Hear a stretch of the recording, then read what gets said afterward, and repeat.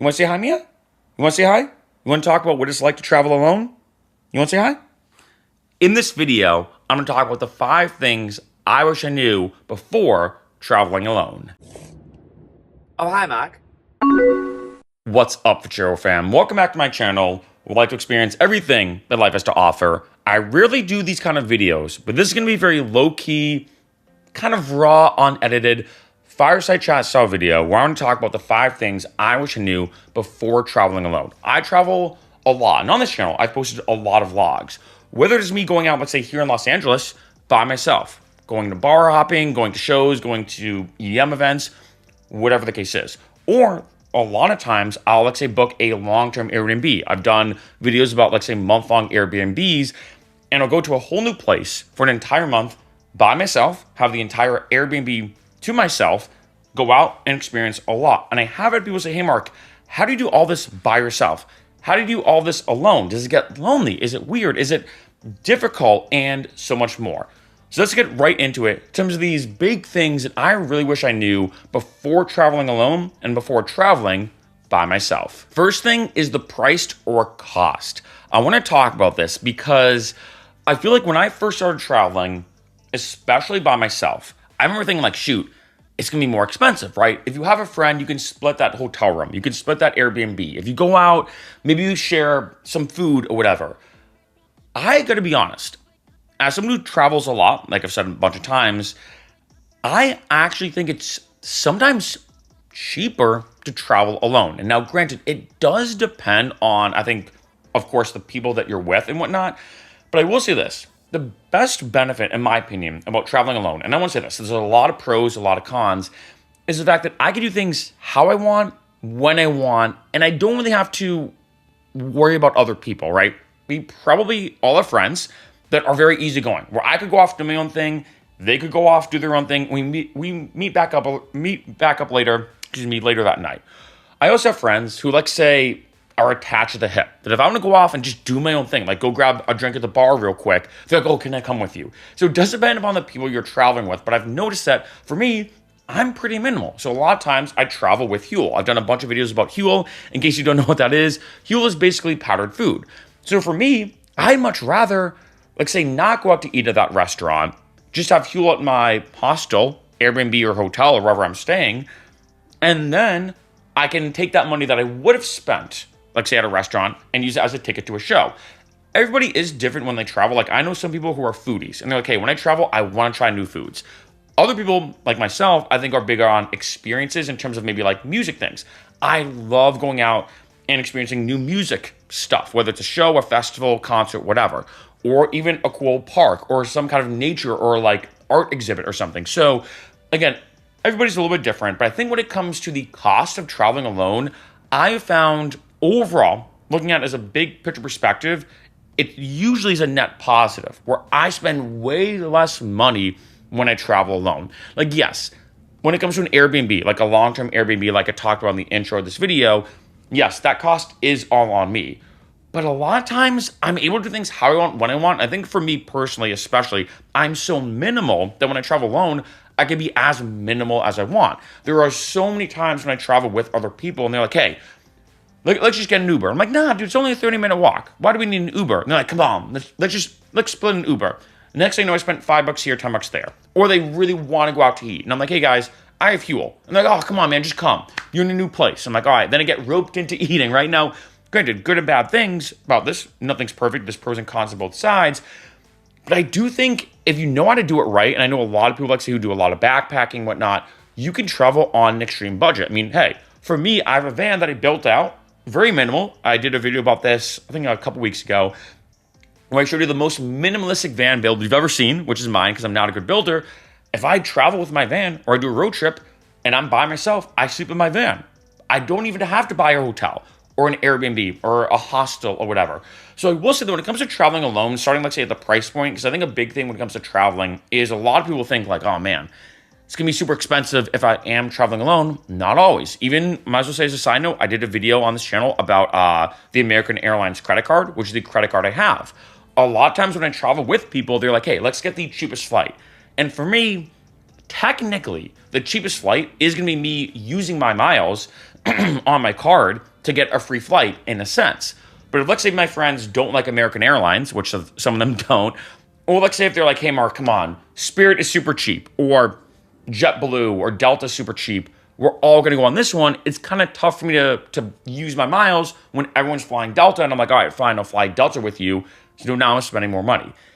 To be honest, traveling alone, when it comes to the price point, for me, and I think for a lot of people, is usually way cheaper than traveling with other people. Number 2, being lonely. This is a really interesting one because I feel like this is one of the biggest ones that gets brought up to me all the time. Like, hey, Mark, aren't you lonely? Like, you don't have any friends. You're going to this one random place. You're going to Austin for a month, Vegas for a month, Denver for a month, this place for a month, that place for a month. It's an extended period of time. Doesn't it get lonely, like on a Friday night when you want to go out? And I'd say, yeah, it is this weird, one of my friends worded it like this, and I think this is the perfect way to word it, that you're not alone, but you feel lonely. And I think what's kind of interesting is almost this odd paradox when traveling sometimes, where you, let's say, go to a bar, and I'm sitting at the bar, and there's tons of people around me, right? And you can see, the way bar setups work and social dynamics work, where it's like a group of people here and a bunch of different groups. And in a weird kind of paradox, I'm around a lot of people, but I feel lonelier as if, like, say, I was just by myself in my own house or in my own Airbnb or hotel.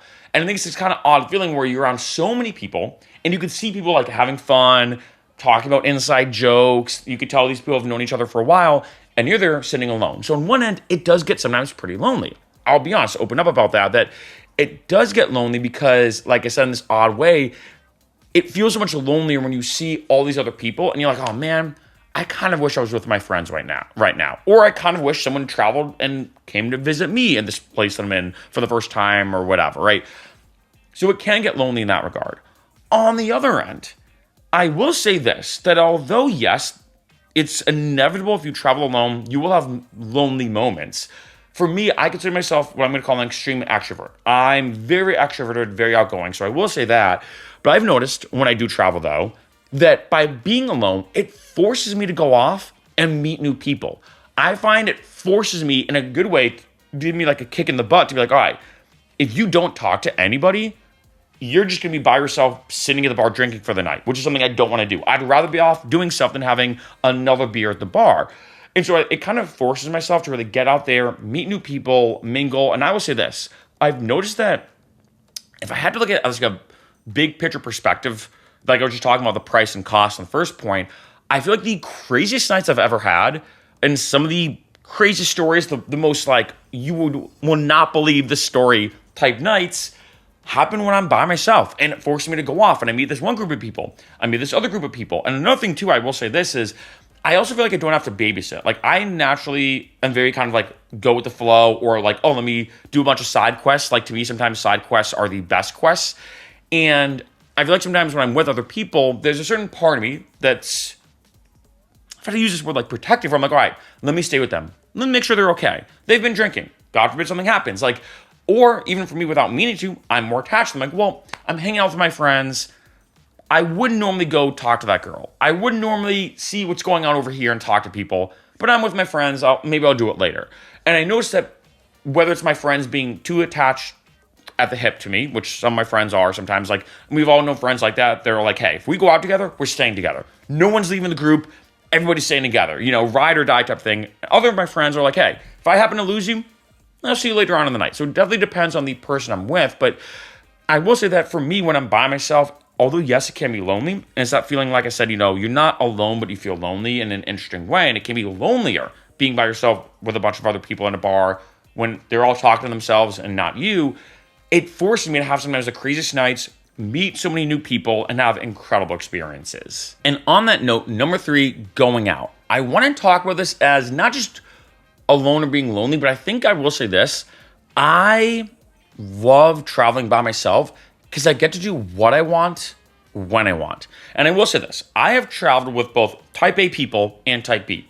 I've traveled with people that when we go to travel, they have everything booked. Almost like they're my tour guide. And I wake up and I'm like, all right, what are we doing today? Like, there are some people who I know who love planning. Like, they love being the planner. We probably all know people like this.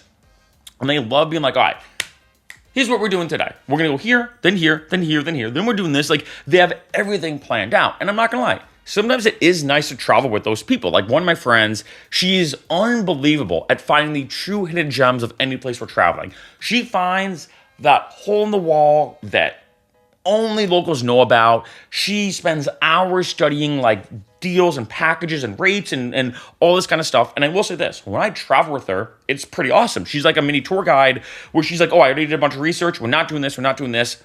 That's actually not that good. It's overrated. You want to do this. And we go to this hole in the wall restaurant, or we go to this crazy cool little zip lining thing, or whatever the case is. And it can be amazing. On the other end, I've traveled with type B people who wake up and they're like, so what should we do today? I don't know. What do you want to do? And it's that kind of vibe and that kind of energy. I've traveled with both. And I will say this. There are pros and cons like anything. A lot of this video is going to be a whole reoccurring theme of pros and cons. But when you travel by yourself, I will say I just love the feeling of being able to wake up and be like, you know what? Regardless of what type of person I'm with, I can do whatever I want. Even if I'm traveling with a type B person, there is still that thing, kind of similar to like going out at a bar and talking to someone new, where I'm like, hey, I'm still with this person. So I still have to keep them in mind where if, like, say I want to go to this cool little museum, but they don't want to do it, what do we do? Or like, say if I want to go here and they don't want to do it, what do we do, right? And I did this. I feel like for most people, especially mature grown-up people, if I'd word it like that, they're usually on the know of like, okay, you want to do this, I don't want to do it. You do your thing, I do my thing, we'll meet up later. Most people are like that, and a good amount are, but a lot of people are not. I've traveled with people that say, hey, we have to stick together. So if I want to go and see a museum and they don't, they get mad because I'm going to go off and do my own thing. And that can get kind of annoying. Like there are some times I'm like, dang, like you don't really, I feel like one quick sign I'll say is you don't really know somebody, not in a bad or a good way, but I think you see a whole truer side of somebody when you travel with them. How do they deal with money? How do they deal with another language? How do they deal with different cultures? How do they deal with being by themselves or not? How do they deal with a whole new, like you see a whole really unique and revealing side of somebody when you travel with them. And for me, when I travel alone, I feel like I just don't have to babysit. It's one less thing in my mind that I have to worry about. I'll be like, oh, if I want to wake up and not do anything that day, like say I'm like, I woke up, I had a crazy night, and I'm like, man, I'm hungover. I had a crazy night. I didn't use my hangover techniques. I did a video recently about different techniques to not be hungover. And I just want to lay in bed, maybe cook on some work and watch some TV. I can do that. And I can do that without having to deal with anybody else. But if, like, say I wake up and I'm like, yo, I'm in the mood for a day. I want to go to this museum, then this park. I want to do a hike.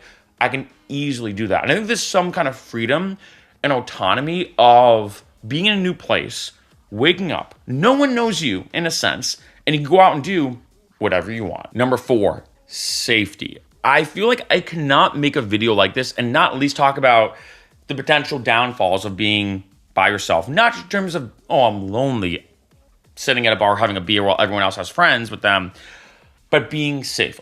Obviously, as I watch this video, I am a guy. And I know that when it comes to traveling alone or being a solo traveler, being a guy versus a girl, 2 very different experiences. So I do have to mention that, you know, I know for a lot of my girlfriends when they travel, just because the way the world works, which kind of sucks, they have to take a lot more precautions. I still know, I mean, some of the most badass friends that I have are girls who are like, hey, I'm going to this country by myself.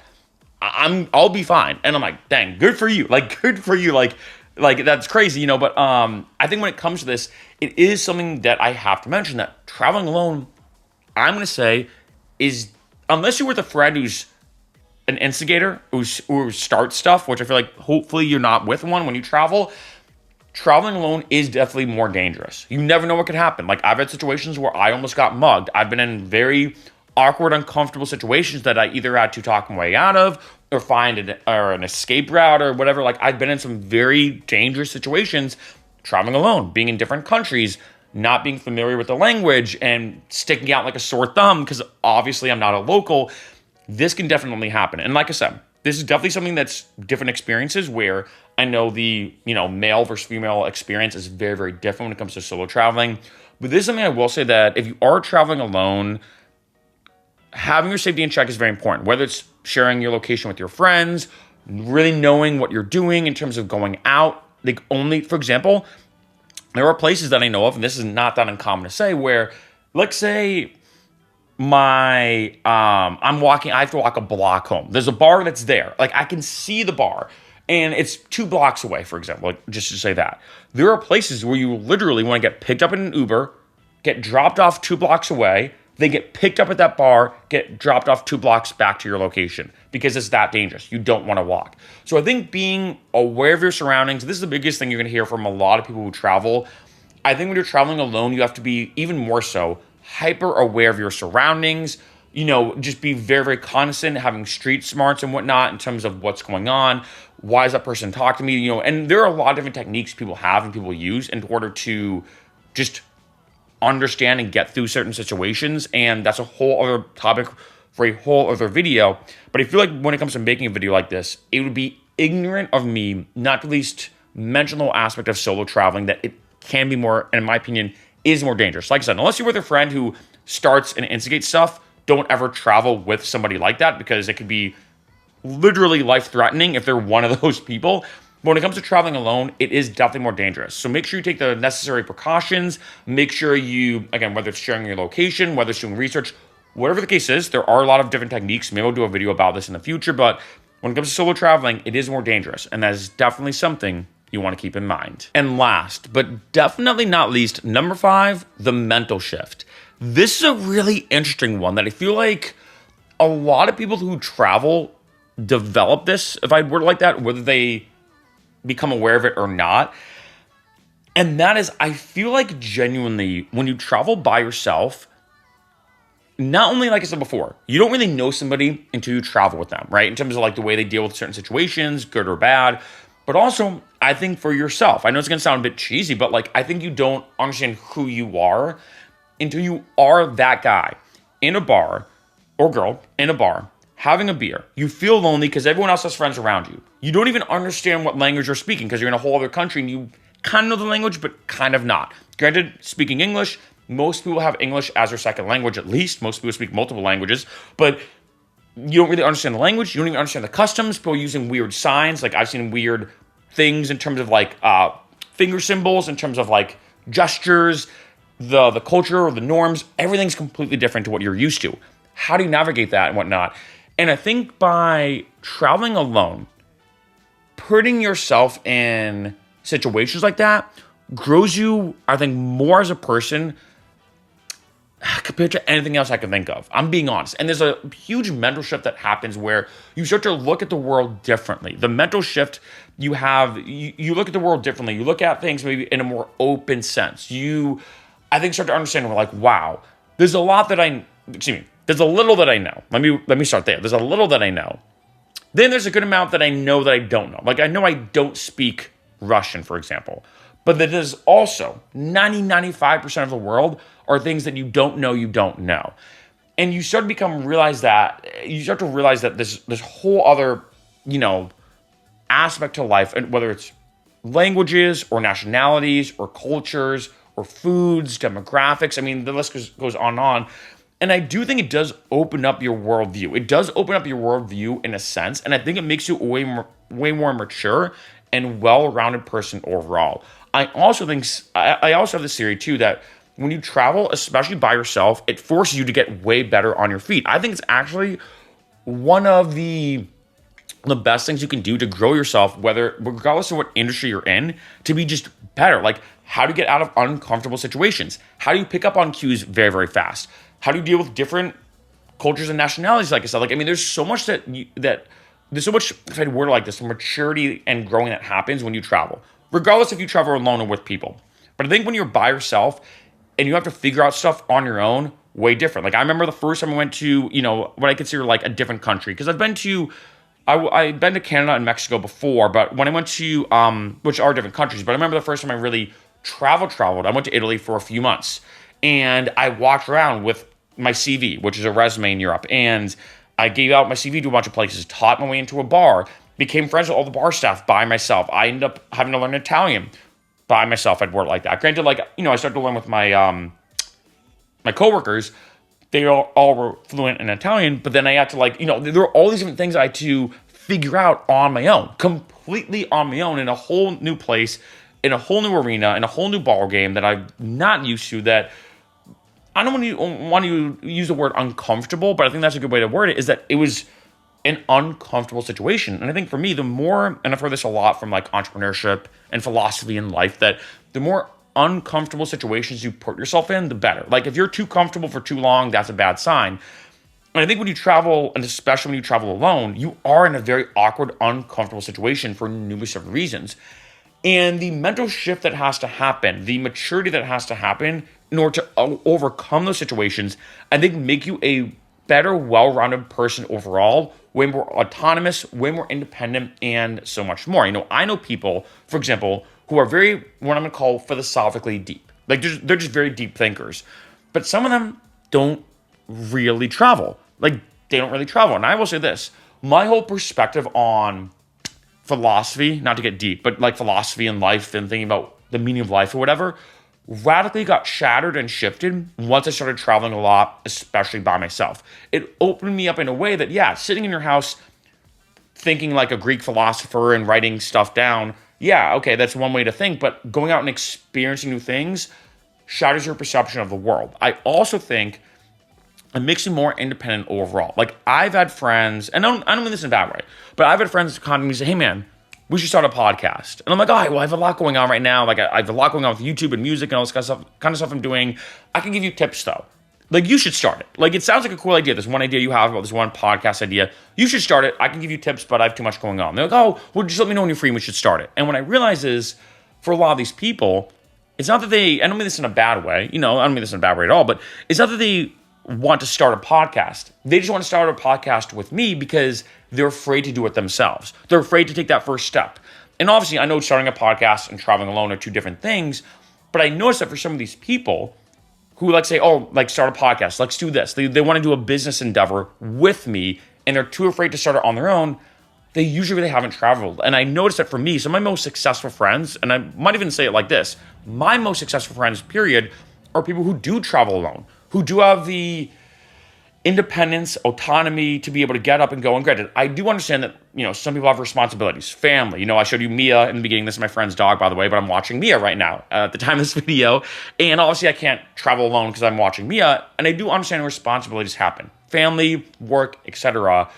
But when you travel alone and you put yourself in that position of basically, to word it simply, when you put yourself in the position, then you have to figure yourself out. You have no other choice. You're like, all right, I have to find this hostel, but everything's in a language I don't understand.